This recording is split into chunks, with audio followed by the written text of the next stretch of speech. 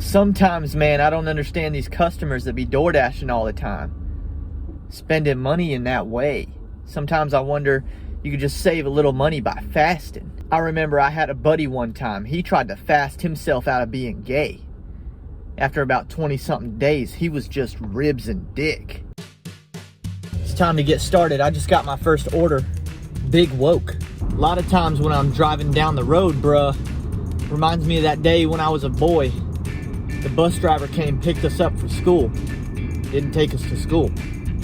He just drove us around for a little while. I wondered what was going on, but at a certain point, man, you just don't ask any questions. Just picked up our order for Carmen. You know, the other thing driving DoorDash reminds me of is this time I drove taxi.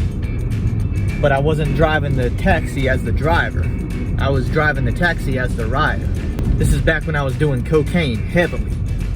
I gave the taxi driver some of my cocaine, and a couple hours later I just realized all of a sudden he was in the back and I was in the front driving. But then I noticed my meter was still going up. We were just driving around and I'm sitting here paying for it still. So that was the last time I did the devil's dust. Let's make our first delivery. Right here. Oh yeah. We making some money now, boy. I tell you what I used to do to make a little extra money on DoorDash. I started telling every customer I'm autistic. I'd just send them a text when I'm on the way.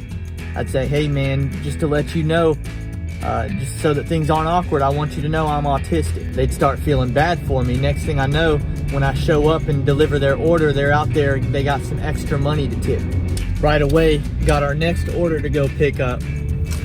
Bojangles. But anyway, I remember telling these customers I was autistic so frequently that I started convincing myself that I'm an actual mental. So I remember I started subconsciously parking in handicapped parking spaces, I guess just because my brain started telling me that I belonged there. And I would do that even when the parking lots were empty. One time there was an Arby's, there was nobody there because nobody wanted to be there because they had a reputation for having such slow service. I mean, they were so slow that they could actually register on their taxes as an autistic building. That's how slow they were. And I'd never seen that before. I didn't know that a building could be autistic until this day. But that's still active legislation in 15 states. And you can probably guess which 15 states they are. But anyway, I park in the handicapped parking spot in this empty parking lot, and sure enough, a cop rolls through. A policeman. And he gave me that fine, boy. You know, on those signs it says, you know, maximum fine $1,000, and that's the day that I actually found out that that $1,000 doubles as a minimum.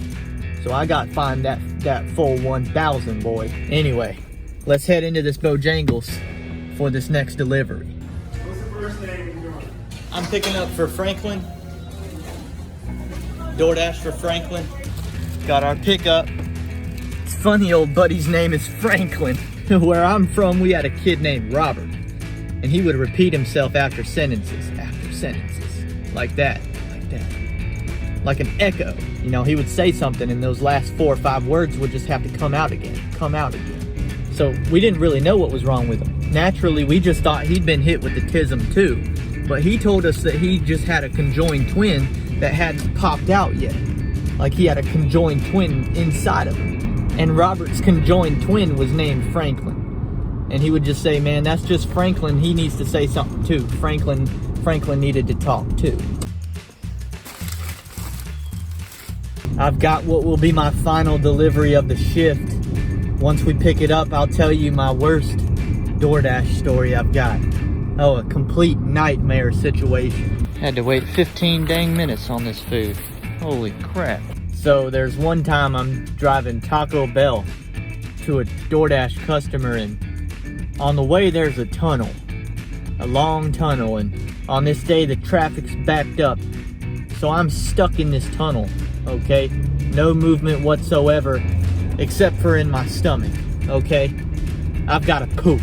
I had forgotten I'd already made plans. I had a date with the porcelain throne, okay? I had a real dookie duty that I had to follow through on. But I'm stuck in this tunnel, there's no way out. And my car, you know, I'm inside my car.